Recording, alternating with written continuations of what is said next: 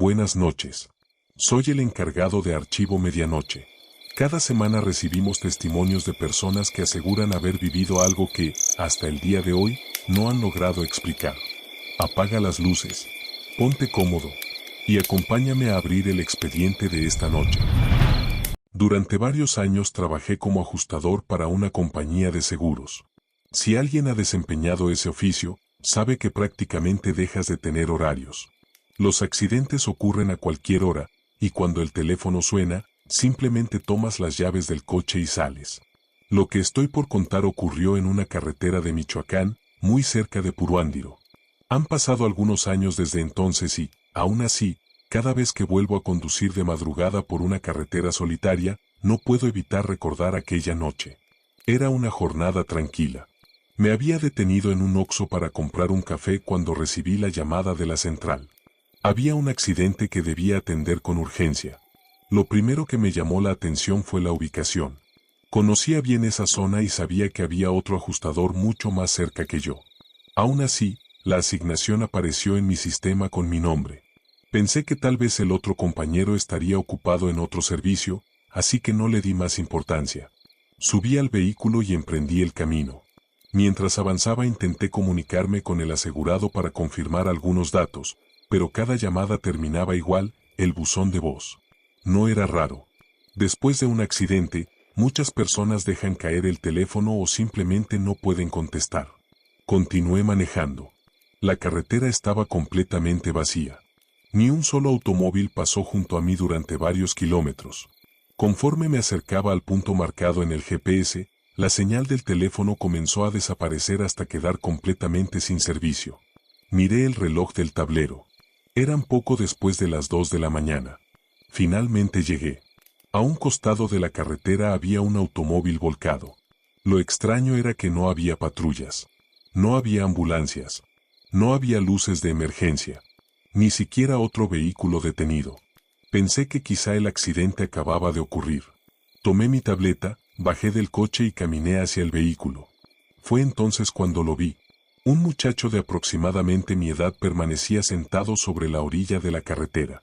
Estaba inmóvil, con los brazos descansando sobre las piernas y la mirada perdida hacia el asfalto. Me acerqué con la rutina que ya tenía aprendida después de tantos servicios. Buenas noches. Soy el ajustador de la aseguradora. ¿Se encuentra bien? ¿Necesita que solicite una ambulancia? El joven levantó lentamente la cabeza. Tenía el rostro cubierto de sangre. No parecía alterado. No lloraba.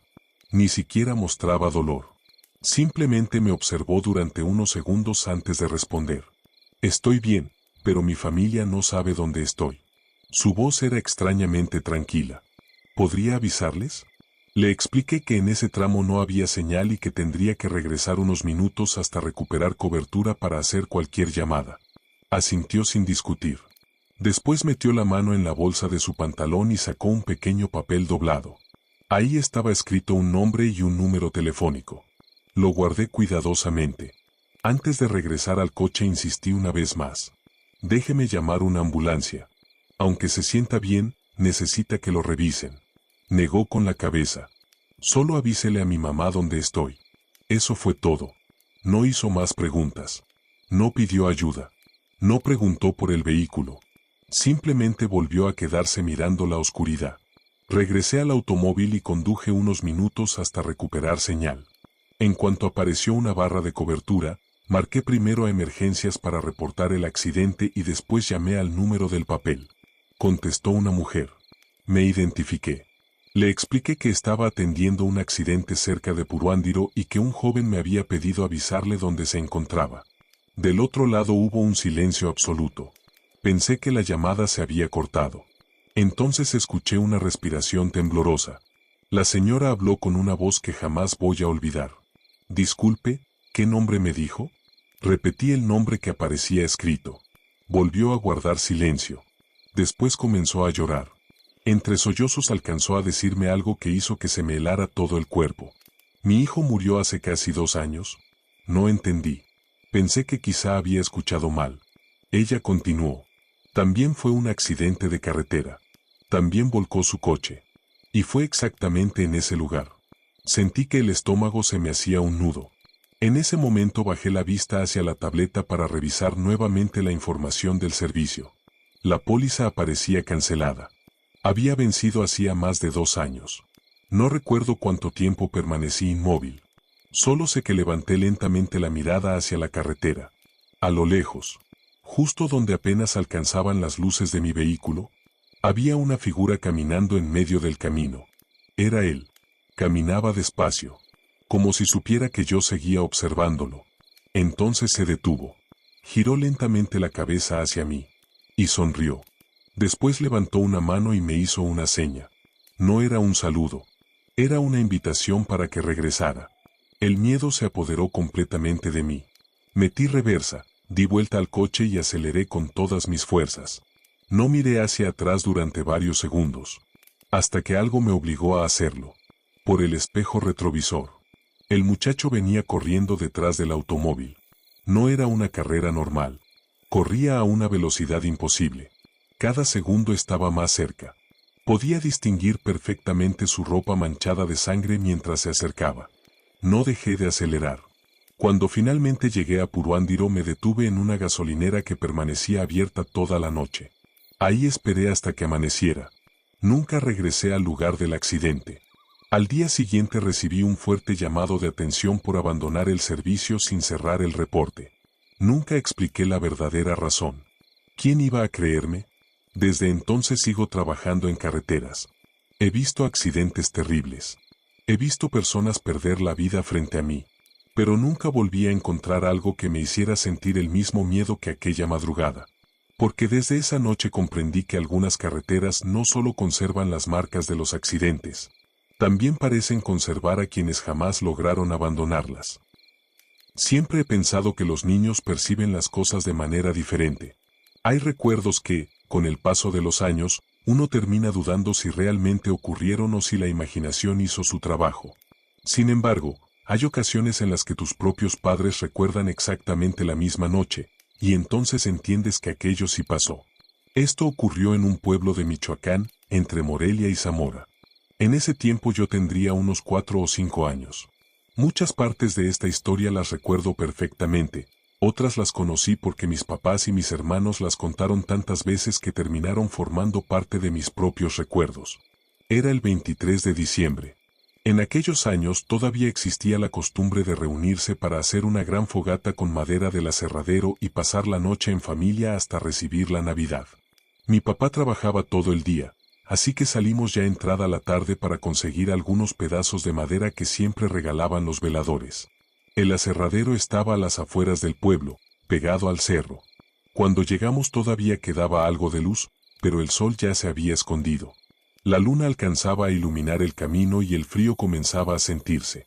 Mi papá caminó hasta la entrada para hablar con el velador mientras mi mamá se quedó con nosotros. Éramos 4 hermanos.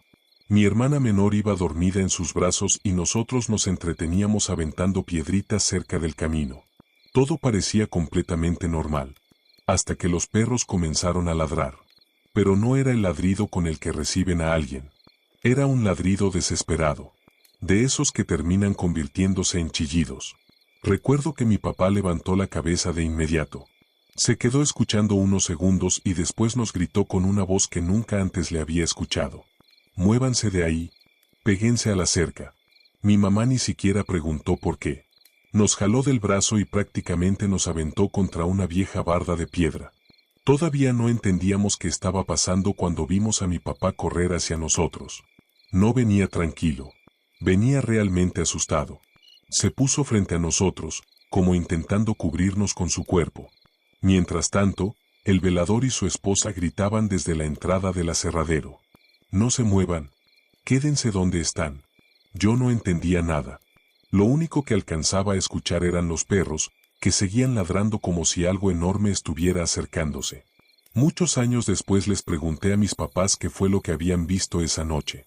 Los dos coincidieron en exactamente lo mismo. Primero comenzaron a escucharse voces. No una sola. Eran muchas personas gritando al mismo tiempo, como si un grupo entero bajara del cerro celebrando algo. Pero nadie lograba entender qué decían. Entre esos gritos comenzaron a escucharse relinchidos. Caballos. muchísimos caballos. El problema era que frente al aserradero solo había una ladera empinada llena de piedras. Cualquiera que conozca esa zona sabe que un caballo simplemente no puede bajar por ahí, mucho menos varios al mismo tiempo. Mi papá decía que el ruido cada vez estaba más cerca, que incluso alcanzaba a sentir cómo vibraba ligeramente el suelo. Fue entonces cuando ocurrió. Sin saber de dónde salió, un caballo negro pasó a toda velocidad junto a nosotros. O al menos, la mitad de uno. Mi mamá insiste hasta la fecha en que jamás pudo verle la cabeza. Dice que era como si la oscuridad se la hubiera tragado. Solo alcanzó a distinguir el lomo, parte del cuerpo y a un jinete vestido completamente de negro. Tampoco pudo verle el rostro. Era como si la luz de la luna se negara a iluminar esa parte. Ambos pasaron tan cerca que el aire les golpeó la cara. Y, sin embargo, nadie escuchó el sonido de los cascos sobre la tierra. Solo el viento. El velador salió corriendo hacia nosotros. Su esposa venía detrás rezando. Los dos juraban haber escuchado decenas de caballos bajando del cerro, pero únicamente alcanzaron a ver uno. Después, todo quedó en silencio. Los perros dejaron de ladrar. Las voces desaparecieron. Y el monte volvió a quedarse completamente quieto. Esa noche los veladores insistieron en acompañarnos hasta la casa. Nadie volvió a mencionar el tema durante el camino, como si hablar de aquello pudiera hacerlo regresar. Con los años he pensado mucho en esa noche. Hay algo que siempre me llamó la atención. Mi hermano mayor, mis papás y los veladores escucharon perfectamente los gritos. Yo no. Ellos vieron al jinete. Yo tampoco. Solo recuerdo el miedo en la cara de mis padres. Y eso, curiosamente, fue lo único que necesitó un niño de 5 años para entender que había cosas en ese cerro que era mejor no volver a buscar. Desde entonces nunca regresé al aserradero cuando caía la noche. Y cada vez que escucho hablar del charro negro o de jinetes que aparecen en los caminos de Michoacán, no puedo evitar preguntarme si aquella noche estuvimos a punto de cruzarnos con algo que simplemente decidió dejarnos pasar. Mi abuelo nació en un pequeño pueblo de Michoacán, rodeado de cerros y monte. Era de esas personas que rara vez hablaban de cosas paranormales. De hecho, cuando alguno de nosotros comenzaba con historias de aparecidos o brujas, siempre decía que la mayoría de esos cuentos servían únicamente para asustar niños. Pero había una historia que nunca permitió que nadie se burlara de ella. La de la onza. Desde que tengo memoria, cada vez que llegábamos a ese tema cambiaba completamente la expresión. Bajaba la voz, dejaba de sonreír y repetía exactamente la misma frase. Eso no fue un cuento, eso pasó cuando yo era niño. Nunca dijo haber visto a la criatura con sus propios ojos mientras estaba viva. Lo que aseguraba era haber visto su cadáver. Según contaba, todo comenzó mucho antes de que él naciera. En aquellos años la gente acostumbraba dejar salir al ganado durante el día y recogerlo antes de que oscureciera. Al principio comenzaron a desaparecer borregos, cabras y algunos becerros. Pensaron que se trataba de un puma. Después culparon a los coyotes. Hasta que encontraron el primer cuerpo. No había sido devorado. Solo tenía el cuello destrozado. Con el paso de las semanas aparecieron más animales muertos. Todos presentaban las mismas heridas. Los hombres del pueblo organizaron varias partidas para recorrer el monte durante las noches. Nunca encontraron nada. Lo único que veían eran huellas que desaparecían entre las piedras. Entonces comenzaron los rumores. Decían que aquello no era un animal. Algunos juraban haber visto una sombra caminar en 2 patas antes de internarse entre los árboles. Otros aseguraban que corría como un felino. Y unos cuantos afirmaban que, cuando la luna estaba llena, se escuchaban unos gritos que no parecían pertenecer ni a una persona ni a una bestia. Con el tiempo dejó de atacar únicamente al ganado. Empezaron a desaparecer personas.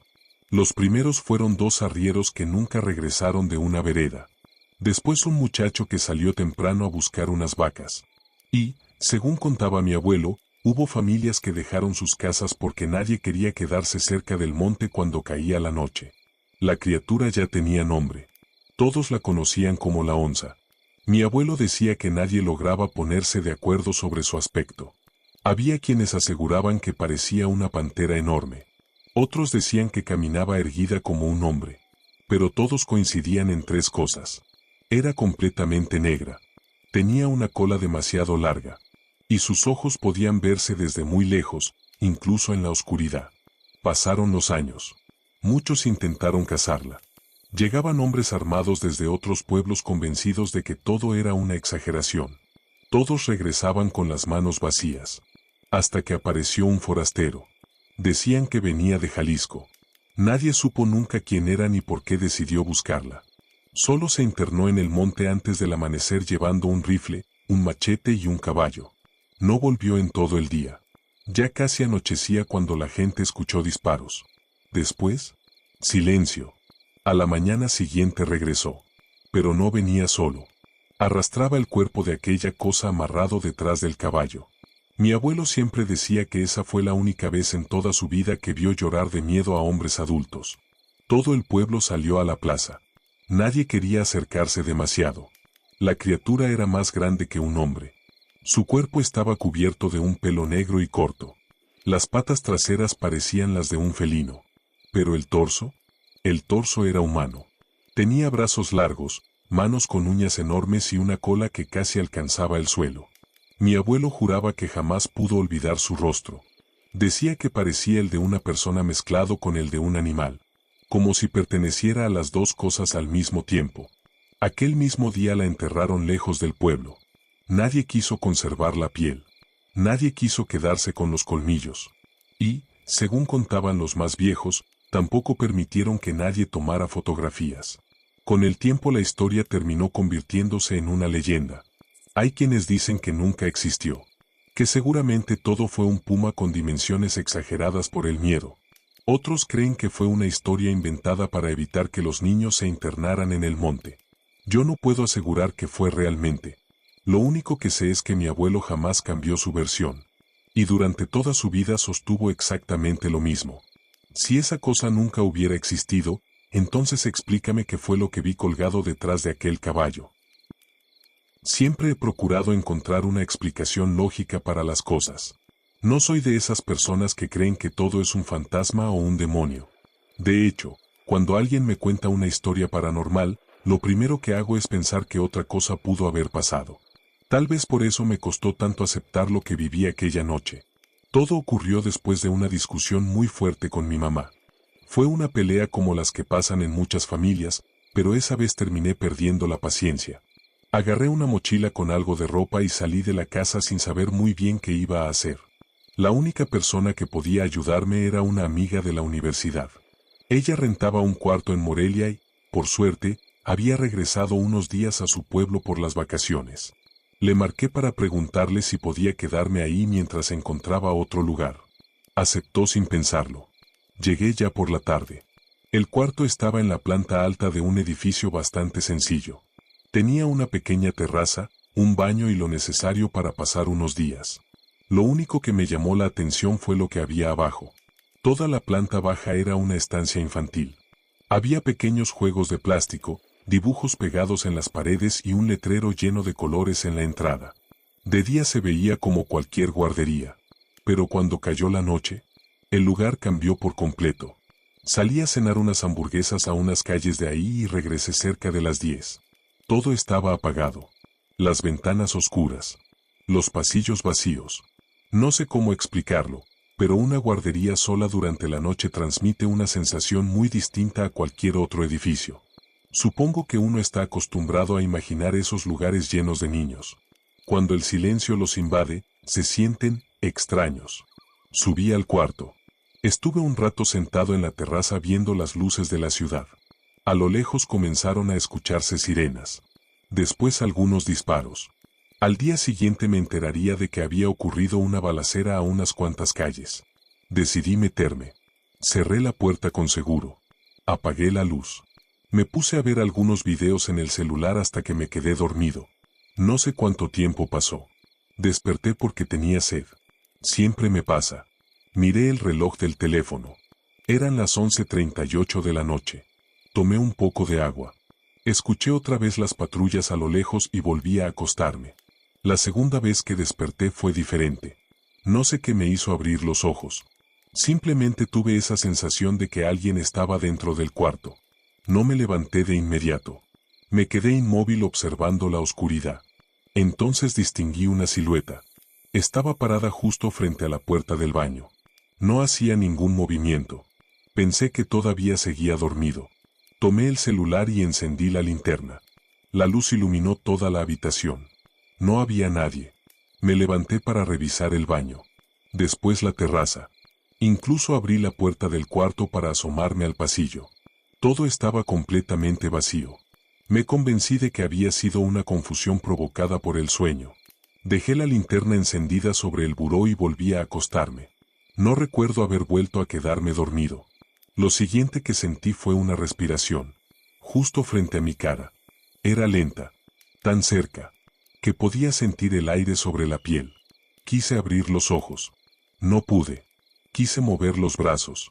Tampoco. Mi cuerpo no respondía. Lo único que podía hacer era escuchar. Y entonces comenzaron los pasos. Venían del piso de abajo. No eran uno o dos. Eran muchos. Como si un grupo entero estuviera corriendo de un lado a otro. Pensé inmediatamente en niños. Se escuchaban pequeños pies golpeando el suelo. Carreras. Golpes. Risas. Una risa infantil. Luego otra. Después varias al mismo tiempo. Era imposible. La guardería llevaba horas vacía. Sentí que el miedo me cerraba la garganta. Intenté rezar. Ni siquiera podía hablar. Mientras abajo seguían escuchándose los pasos. La respiración continuaba frente a mí. Podía sentir que aquello seguía observándome. Entonces ocurrió algo que jamás voy a olvidar. Esa respiración comenzó a reírse. No era una carcajada fuerte. Era una risa baja, ronca, como la de alguien que disfruta ver el miedo de otra persona. Sentí que se me llenaban los ojos de lágrimas. Nunca había tenido tanto miedo. No sé cuánto tiempo pasó. Tal vez minutos. Tal vez horas. Poco a poco las risas comenzaron a desaparecer. Los pasos dejaron de escucharse. La respiración también. Cuando por fin pude moverme seguía sin atreverme a abrir los ojos. Fue justo en ese momento cuando la puerta principal del cuarto se azotó con una fuerza que hizo vibrar las ventanas. Abrí los ojos de golpe. No había nadie. El cuarto estaba exactamente igual que cuando me acosté. Esperé a que amaneciera sin volver a dormir. En cuanto salió el sol recogí mis cosas y regresé a casa.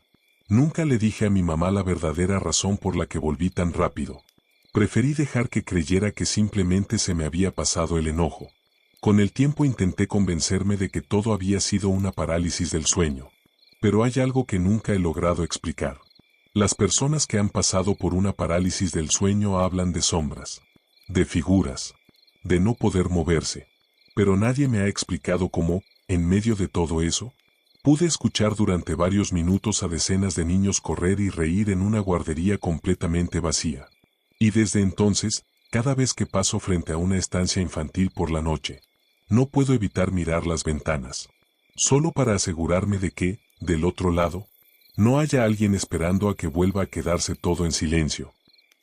Crecí en un rancho muy cerca de La Piedad, Michoacán.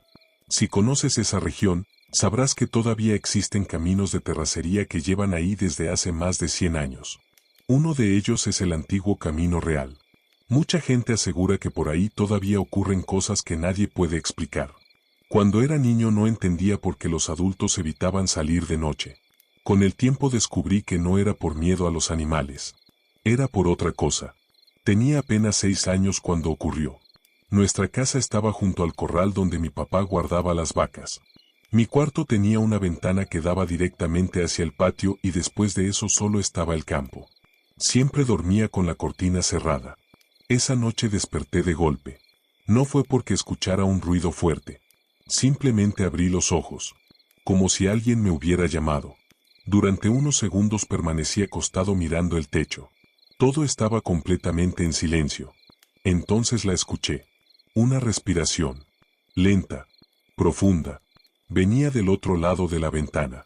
No era el resoplido de una vaca, ni el jadeo de un perro. Era la respiración de algo mucho más grande. Recuerdo perfectamente que mi abuela siempre decía: nunca abras una ventana de noche cuando sientas que alguien está afuera. Pero tenía 6 años. Y la curiosidad puede más que el miedo. Me levanté de la cama. Di unos cuantos pasos. Mientras caminaba sentía una especie de presión en el pecho, como si algo dentro de mí me dijera que regresara. Pero seguí avanzando. Cuando estaba a unos metros de la ventana ocurrió algo que nunca pude explicar. Volteé hacia la puerta del cuarto. Había una niña parada ahí. No la conocía. Nunca dijo una palabra. Solo movía lentamente la cabeza de un lado a otro, como diciéndome que no siguiera. Parpadeé. Y ya no estaba.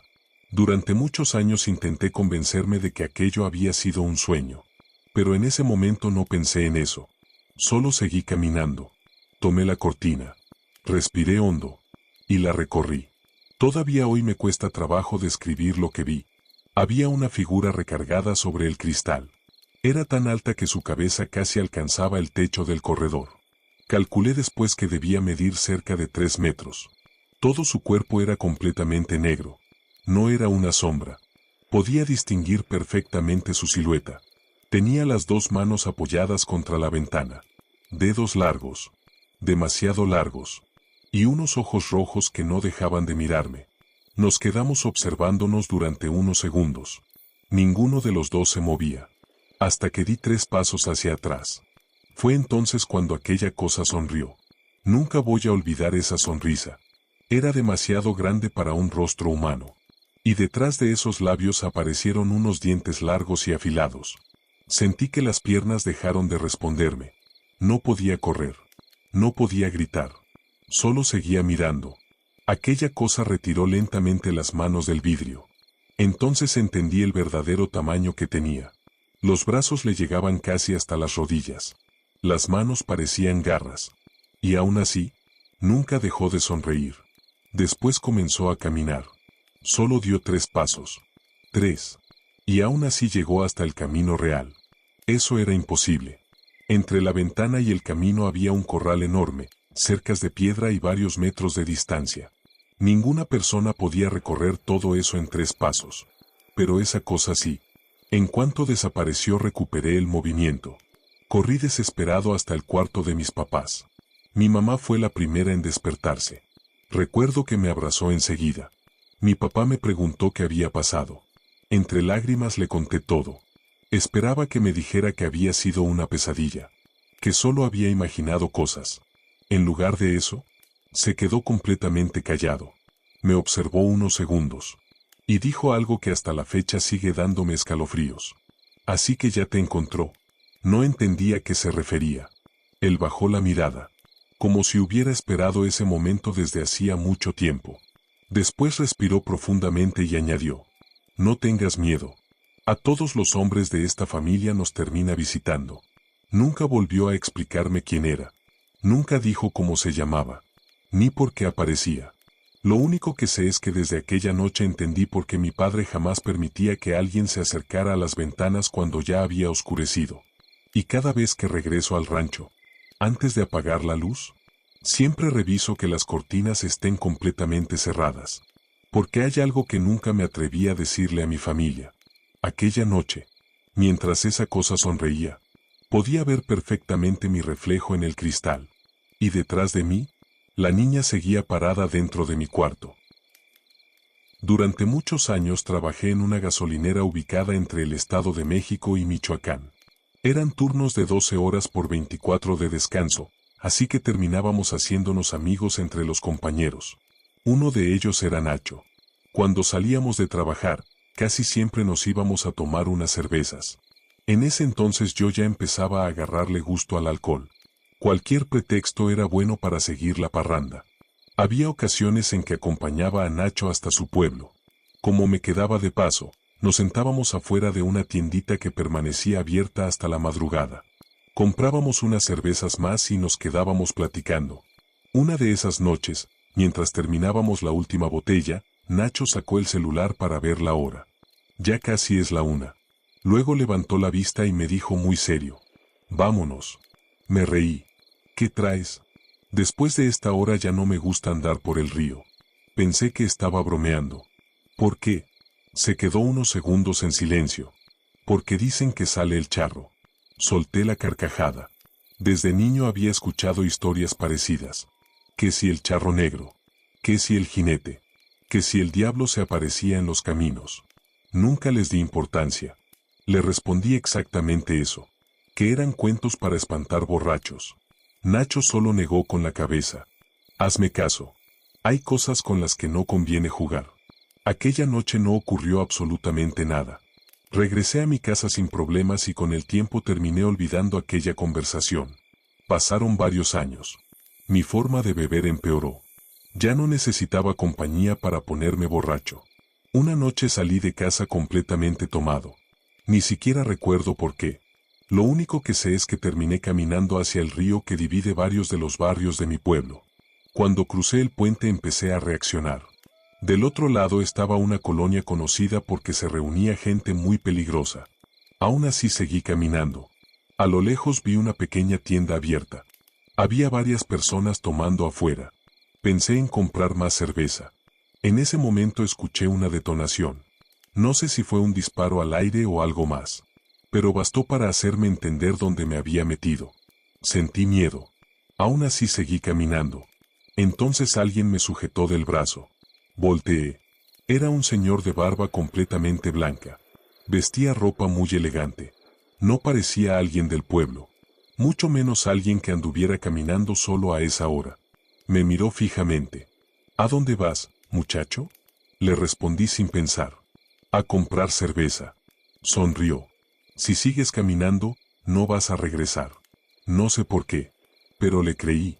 Me invitó a sentarme sobre una barda que estaba cerca del camino. Comenzamos a platicar. Era una conversación extraña. Parecía conocerme. Sabía que trabajaba.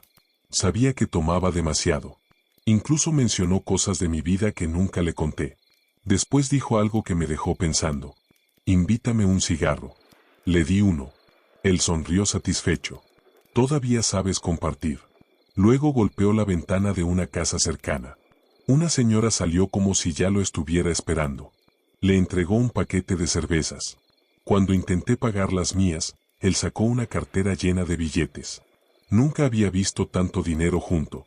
Además llevaba varios anillos y medallas de oro. Era evidente que no le faltaba nada. Nos sentamos otra vez. Abrió una cerveza. Después tomó otra. La sostuvo entre las manos durante varios segundos, como si estuviera haciendo algo sobre ella. Finalmente me la entregó. Esta es para ti. La recibí. Entonces cambió completamente la expresión de su rostro. Pero escúchame bien.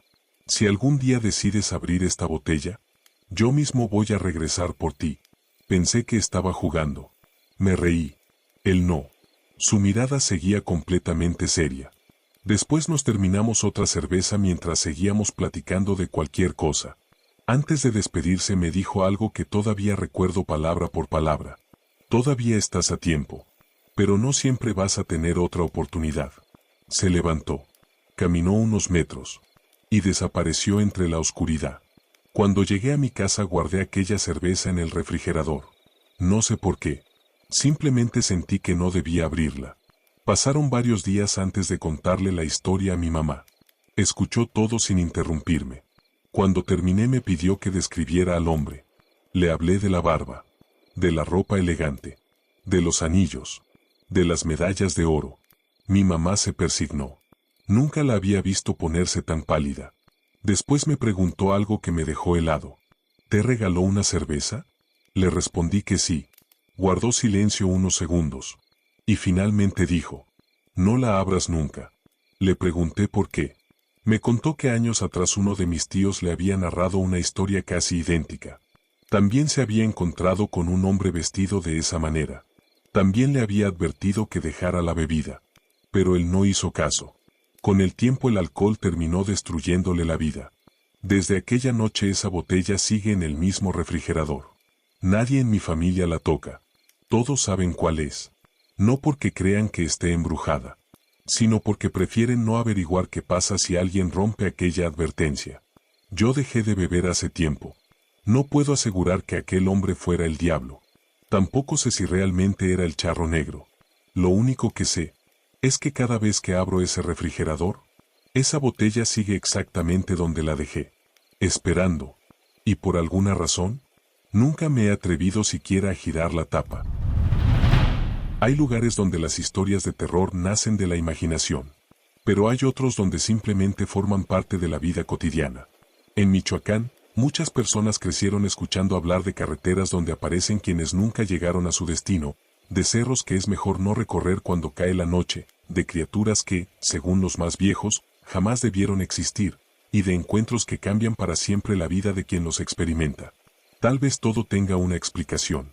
O tal vez algunas cosas simplemente ocurren, aunque nadie quiera creerlas. Si alguna vez viviste una experiencia que hasta el día de hoy no has podido explicar, recuerda que aquí siempre habrá un lugar para contarla. Quizá tu historia forme parte de un próximo expediente.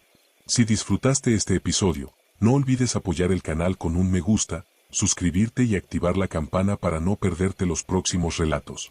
Yo soy el guardián de Archivo Medianoche. Y recuerda, hay historias que terminan cuando se apaga el audio, pero otras comienzan cuando apagas la luz. Hasta el próximo expediente.